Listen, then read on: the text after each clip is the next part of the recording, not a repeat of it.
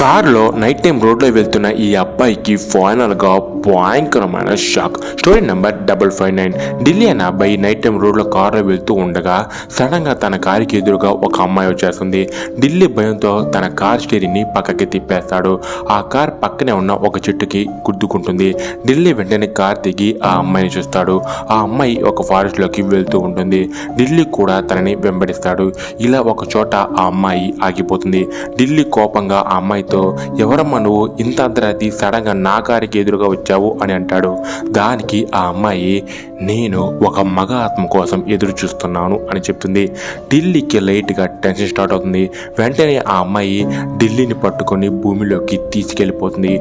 కన్ఫ్యూజన్గా ఉంది కదా. ఢిల్లీ తన కార్ని చెట్టుకి గుద్దినప్పుడు ఆ కారు లోపలే ఢిల్లీ చనిపోయాడు. ఆమె వెంట పరిగెత్తింది తన ఆత్మే.